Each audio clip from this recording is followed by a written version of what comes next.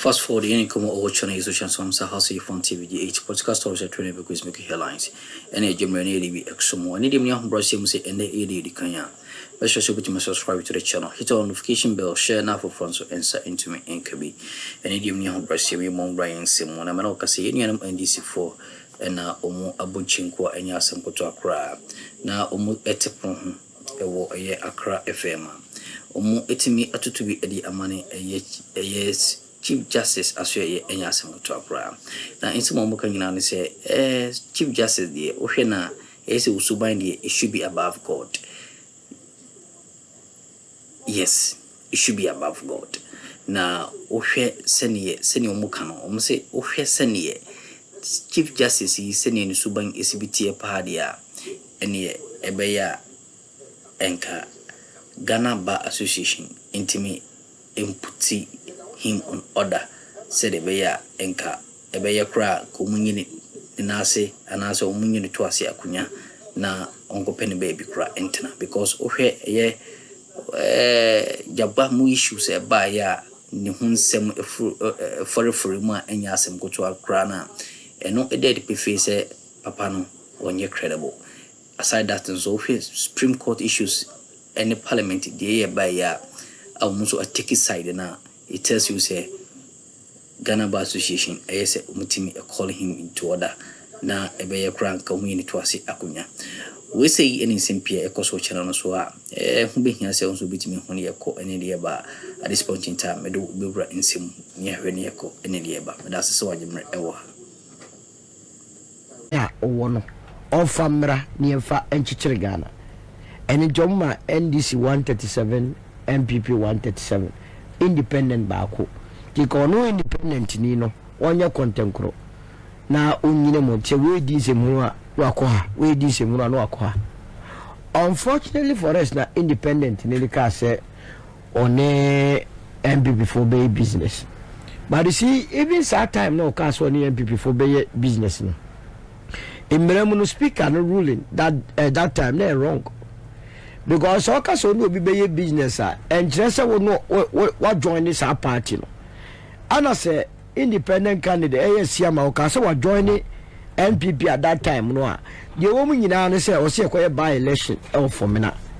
And it's not any majority any minority. Nay even parliament. But you see, I was also majority of the government business. And the speaker na dream I know yeah MPP say majority said you be a common sense approach or minor or say you coin. Speaker, yes, I didn't you know. If he say Bill Bien wa abide Yako Parliament went to be pass it. Nina wa pass it. A be one more NDC minority for Shada Yakukwasa on the last day you be pass and almost every parliament. All part of the parliamentary strategy. Send a beya or monson or much it for Ibufu after a year pass no money, but a arrangement. That is why you hold the business committee of the house. Answer and same year work discussing on the floor of the parliament, you know. Afternoon in Asia, I say any other funny say do see a movement in film near Vanco Sanity. Now, what we have for sir, no actual one sir. Oyene atu Ghana and answer SEO parliament in and the coffer by any internal politics aye mafia sem nana manka ho onka e click ho o se ekuchinchim nana mansa na ya de die okan ho ekusi ho enje se nana ma enye boni bi kura no e wo se ye de hye ne kon na ye ya se parliament no wa ye kotu na de so internal primaries eno na kopie mo MPP akache a ene oboafo asante a wosu hu yakotu di proposal akwa show and the Cynthia Mamile Morrison ewo agona yakoyi na free agona west na afiesia mano a omo reject no in 2020 a president Kufuor ko gina for me na eka se obekọ awon ko yempe no mo beto amano ana bukasa ene ye ni sika ono wakoye statue second year statue no eye tentense ono an height no na chese problem I dem abem aniti sasa na omutwa to ho no a speaker kwe ejina so no but you see obi obeka se speaker kwe oyem from so bia no menene nya adwene Speaker Okwe was right. If it's all kind MPP's constitution and Article 391 now, me and Ubina Emma me the sacking of free MPP because when you cast would the independent candidate BH and also support any political party candidate where you want for party, are you automatic? And now fin be ifs and buts. And MPP need be one as MPP from the country say, sa provisional a void, null and void. Ubi no wakasa. And I am very consistent with the provisions in Article 97. And the general speaker, okay, a general oka se esiama on sem fatase obey parliament. National Kokoba and the Sunday Diba. Dear Esiana no ya na sensine. Eya de na mo a mo gina so me yi esiama firi nkofo ni ma aniwu. Mo na mo masa akokọ te say e na no de ko yi obi free parliament no. Enye ba bi common sense is common. Memo obi ehunu na one legal technicalities ni yi. Wajimi law and pepajimi you see sa de na ya mo frefren nkofo ya let's call a legal person to educators simple language. Se nya sanka constitution ye da yi. Enya dia gana na ma ye beto ama o se to. Because anya onya lawyer and can answer ye beto ama ye be law certificate.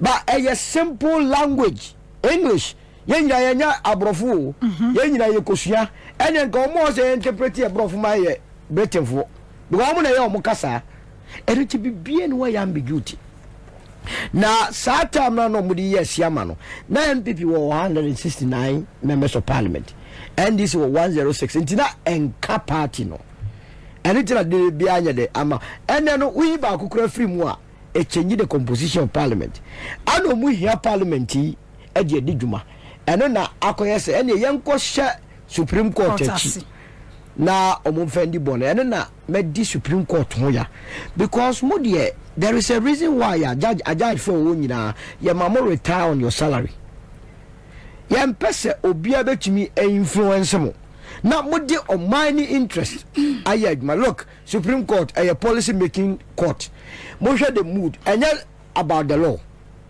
obi obeka say supreme court already law no extension no they are taking this in your boy a political court and it hear the mood and for the far o man no bobadua na supreme court after that the mre bia be town say you read article say no interpretation just to calm and it is supreme court ni ye na dwuma yi a o me hu say direction na no mo ko no o man mpe ko mu be rule otherwise ana gidigidi afenyo marking e ka kire ye se onu ko supreme court wedding card ya share tirimu se baby a okon de obenya justice adenchi a omo ho no ombedi asem na eden ama now wo kaka wie ye no one day wakana semo speaker nso operate within the constitution na ma supreme court e kwan se ono no ebetumi aye de oye no e ma speaker nso kwan se ono so betumi aye de opeso ye wo parliament so supreme court o kawie wanjumi anka se MPP muko amunko try the right hand side of the speaker obetu akasa enuntina na was a afenyo ni MPP for use the parliamentary process and the solve that problem we you see supreme court political issue be na de ko ana omo so omotia say asem bi ba ho a o so mutumi ka che the board of the base way political matter mon go back consensus building money speaker got trust na mon kasa yen fa no bye look ye kroma ye nim working together. That is the number one problem. That's our problem is from the way you go school, yeah. And what I was secondary class 1 year, they be a member, be blame one. Be person me you from the idea of competition. And to back cry idea, who was school who be obi try dia oba no kataso. Who no be your group studies crana on best or bekasa. Because na gini no I was so defense first. One was so just and no nyanya but ye nyina ye kabom dia adwini bomwa at the crown ye beye and it is as soon by na yesua no primary ni secondary school university and e yin wadi parliament no obi am pese ye be ya adwuma ye den abom me na os ye bom din se minima do numa de wo hin obi ani wo a onim bibia wo wiase and in the parliament and I said the new patriotic party the biggest mistake of their life by appointing Afenyo Markins as the leader of the house. I didn't know her. Me Chairman say yes, me I don't trust his politics because it's the reason why I MPP we understand here change obi o sirem ne Muslim monfano adwene na ofom but chairman say no so no nanka owo ho a wotumi ni speaker here and negotiate any the other side e kasanti nyoma bebre ho a no otumi di famu a dede bia anye de eba but fenyo person kire say youthful exuberance me na metumi aye eno na dia ba besi empempenso ya yewe and the one wako free. Mind you, there is no constitutional crisis anywhere. As the speaker Jinam National, they are joining the parliament Senate. Who are joining the parliament indefinite? Yawamra and as a choir who first decide to be the fair parliament. Say 15% of members cast yes Baka. Speaker need to me be as because on free. I don't know MPP ya or the fair back. No friend no ma metrasia, ni bi no nye. Oh ya frɛ wo se o na mo twɛn se speaker ebe declare say mo mo kwa mo go right na this in quarter left na mo metena se be na speaker wadi declare na kyerɛ sɛ agudie ana aba enkofo na ne nyina mu no ma me nka bebe nkyɛ sɛ abeya ye kwakotoyi enyo ma miensa de besie fasa tepui fashion kotodwem. The president of the land will be an independent president, Alan Chemanti. The majority party will be NDC in parliament. MPP will be the minority. Mark any date too. Okay. Now about this annual, there was a consensus. And a yajuma. Okay, Aaron, I'm also. I don't know what's No. There has to be a reason why. Mema come in someone more. What's it? So the kind. No, but they may tell us. Because I'm going to report officially to CMD. On him say now. Kwesi Chedakwa, the incoming CEO or CEO. Incoming. Any part of our power was or coming CEO or established CEO. And you have been here the first petition. Say me make a massive year. No, sir. Alan be we need lesson. What's it? There was a shot. There was a shot. I don't see. I don't see the baby. You, I don't know. Proud so. Mitia, etfo, mitia, menia, also,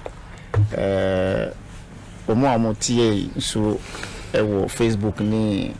Citizen TV, so you live, yeah. Yes. Oh, Citizen TV. Citizen TV. Yeah, Michelle will be asam we no.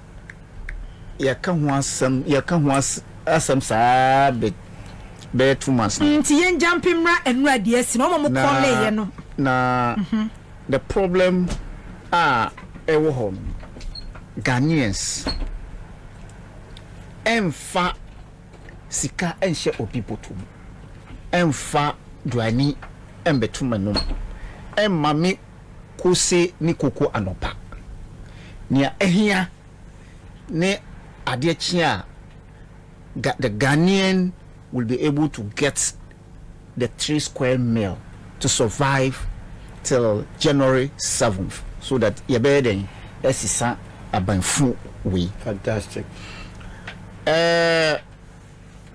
Parliamentarians are voted to represent their constituents.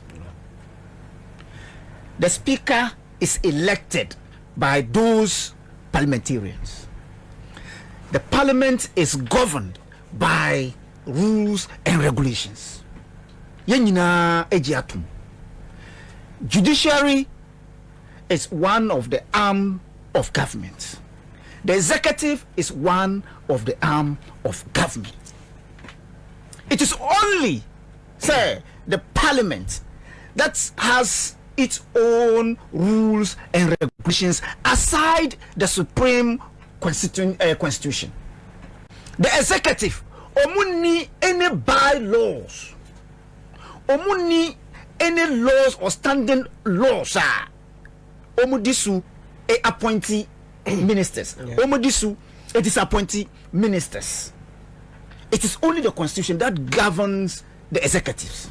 The same way the constitution mandates the judiciary to adjudicate any matter before them.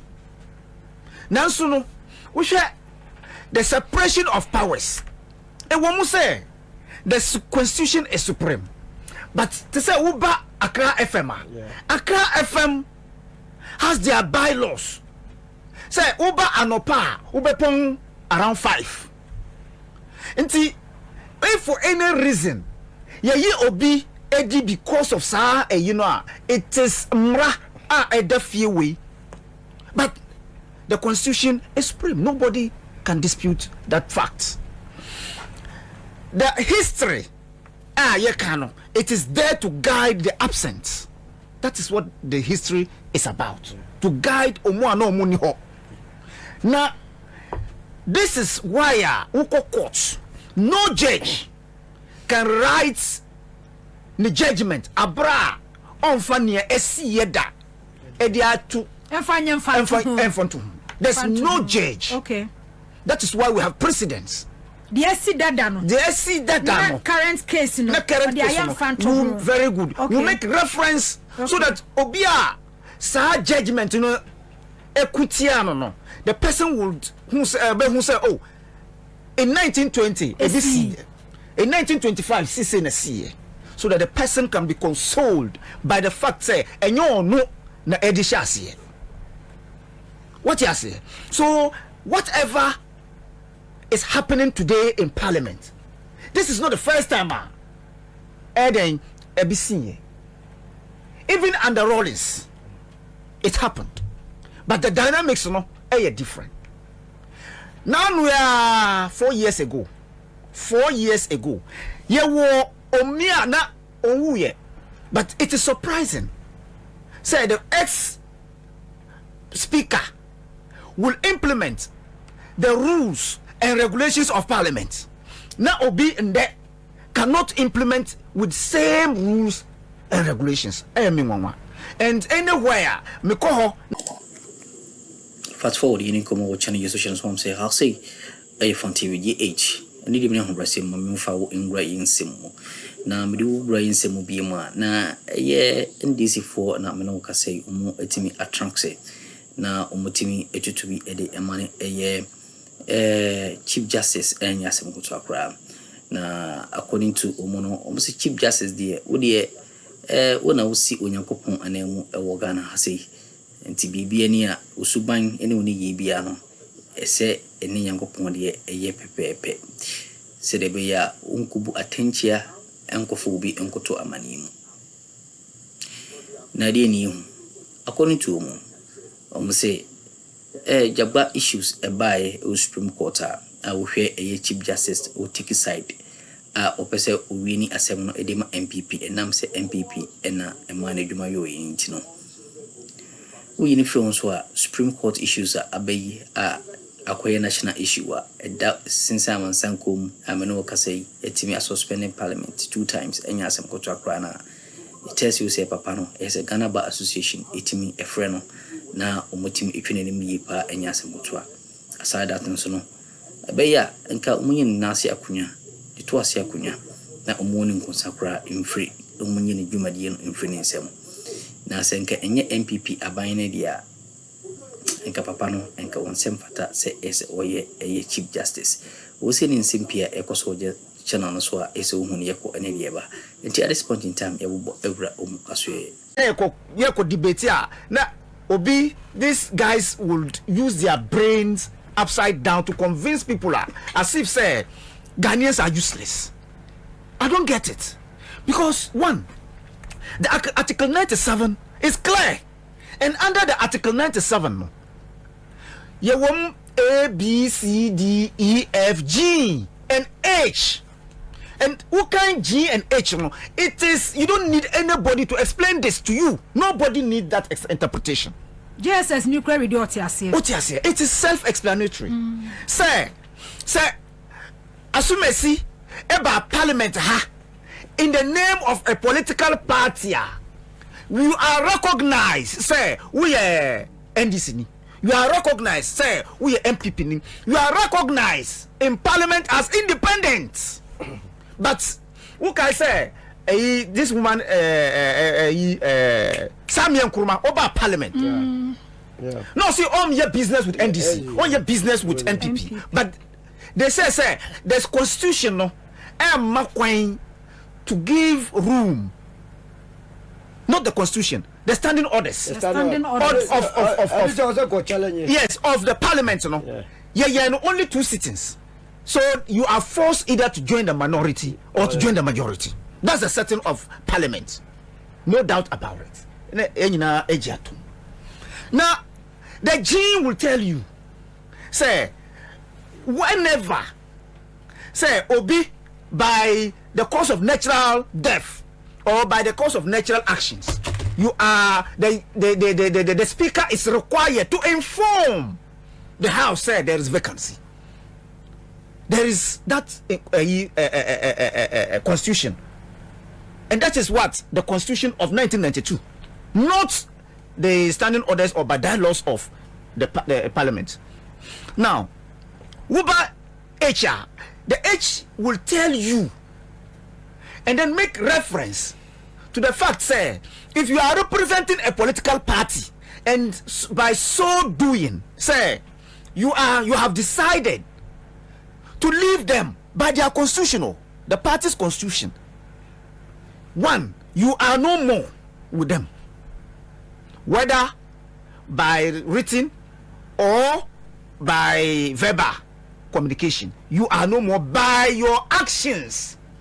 And that is why Papa ya otihoy one church he ma MPP, but by his action there's no way obetima kwotena baby. No.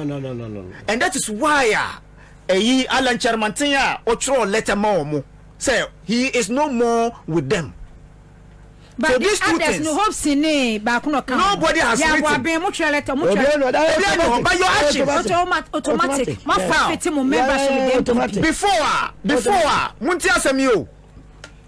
Before those 4 candidates, Bekoko Fali as independent.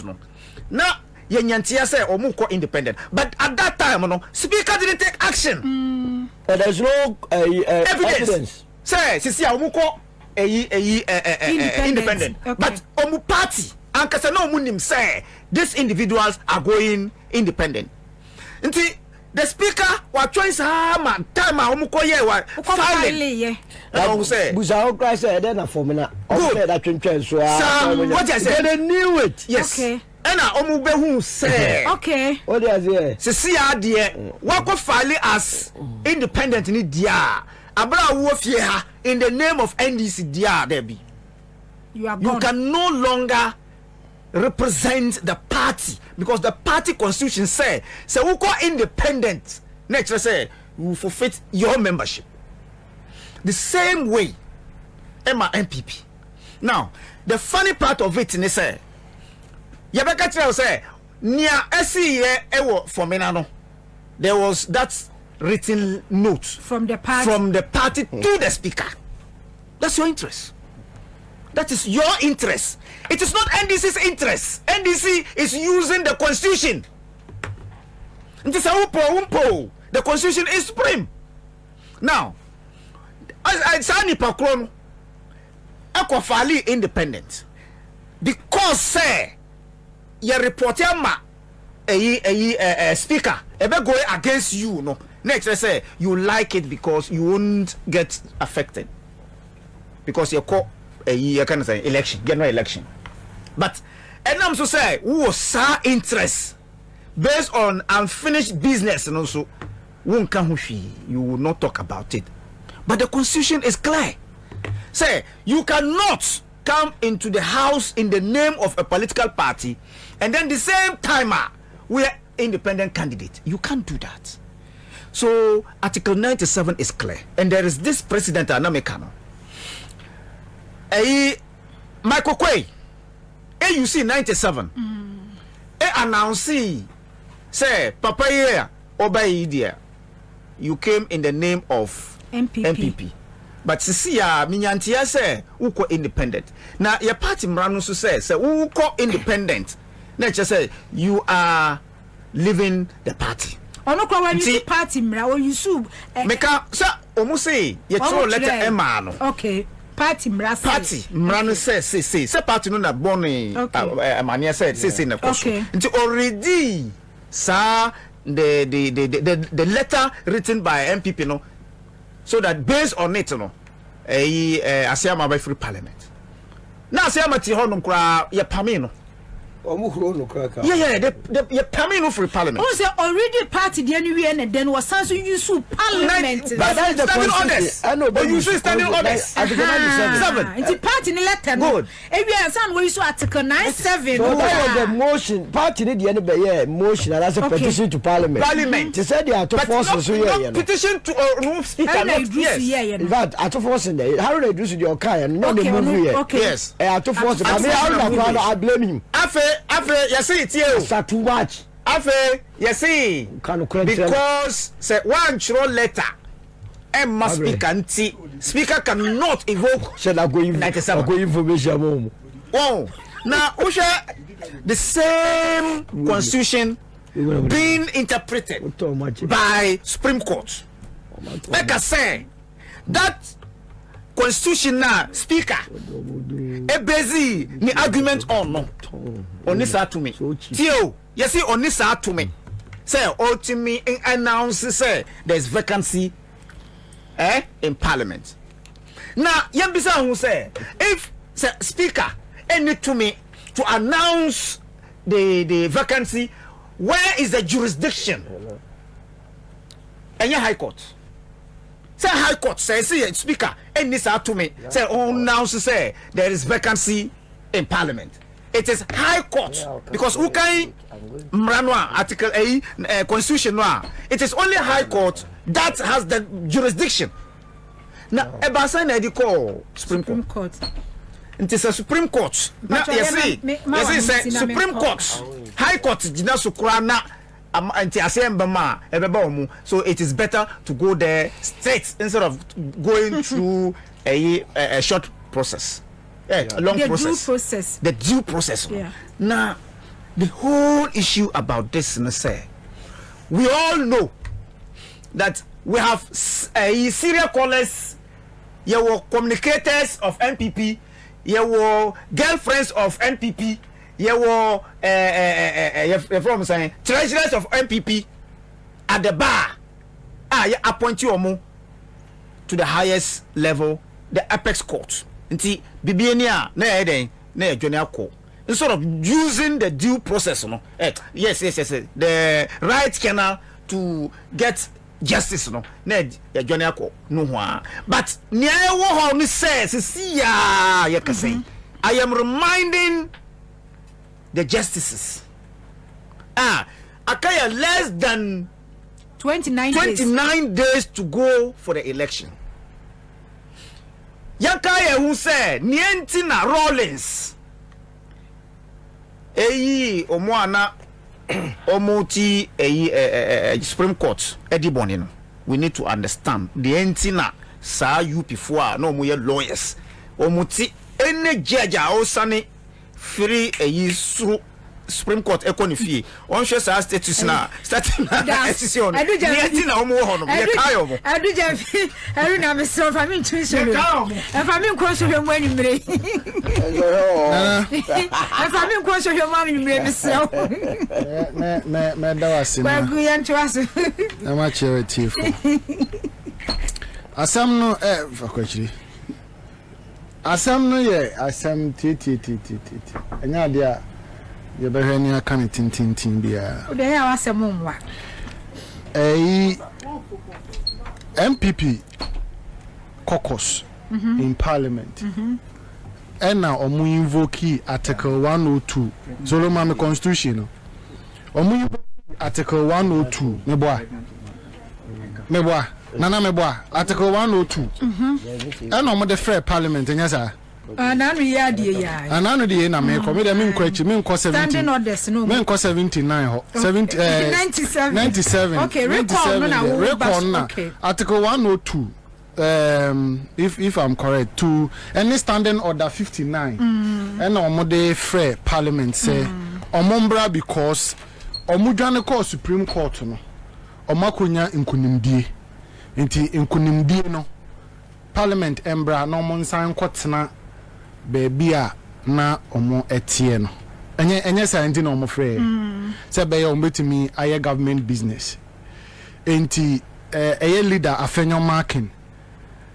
ehwe ma parliamentarians nyina be hia ye no and omo kotena baby say omo kwa akoye caucus meeting obi a unyansan mu ne unimdie mu no wa frɛ parliament say parliament emra mehia na parliament aba no meeting according to Kennedy Japan akotena caucus meeting wa ama time parliament edit na the original time 10 a.m. no apa nana wuti wo sign ba parliament wa wo see decision na speaker take ye na wo de call court make sure so come decision na speaker take ye na wo de call court according to you court reverses our decision no Oma house no the opportunity to sit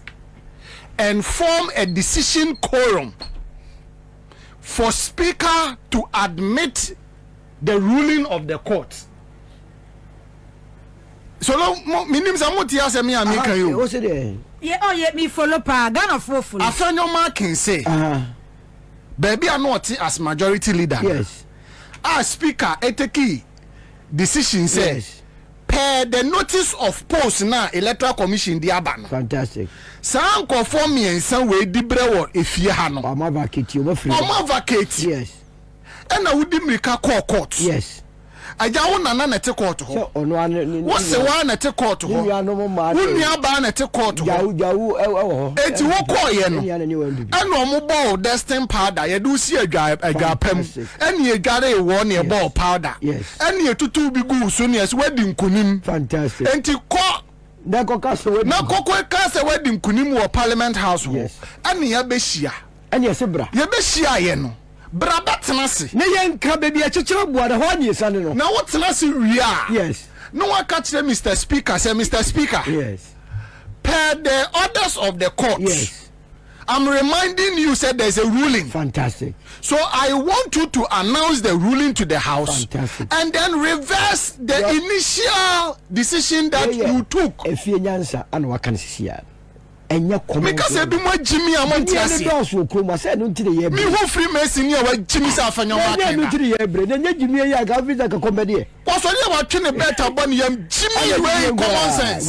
We majority leader. Edu jamfi wo she suit na wo. Na suit dia wo nka fo jango fo. Na wo le visa be trans an kwasa samna. En ko fo di Akroma ye be trans so so ana. Sasa na mo ye gentility na mo to opposition. Wo si dey movement na dey bai. Na movement ka Ghana mo wiye mu defe.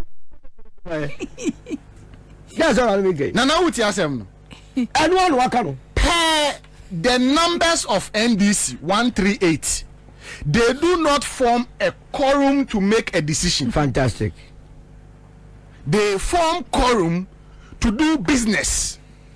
And the NDC caucus doesn't have any business to do. And they don't have any business to do. When I see who business, I person with the bar house. When you are joining, so that they will form a quorum that is able to take a decision. Absolutely. To reverse the initial decision now the House took. The standing orders of the House. Also, the uncle. What to them? Now, Obi Awatena Parliament House from 1993. Who is our experience, China? Who experience anyway? The leaders of the MPP.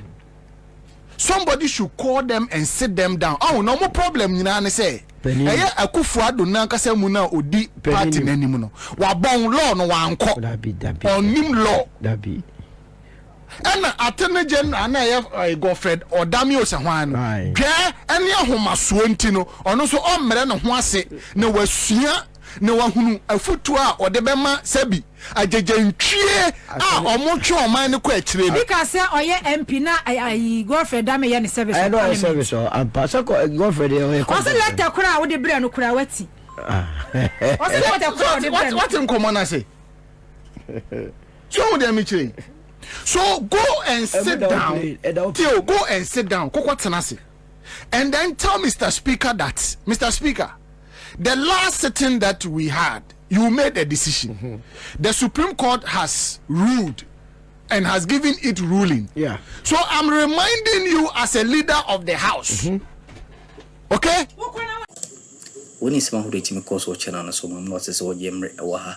The sun is all body and the more ding a sign Ukraine. Ever sign Abba, not yet to me, a day chasing so to me as soon. But that's what Yemre Awaha. Aha, a FunnTV GH.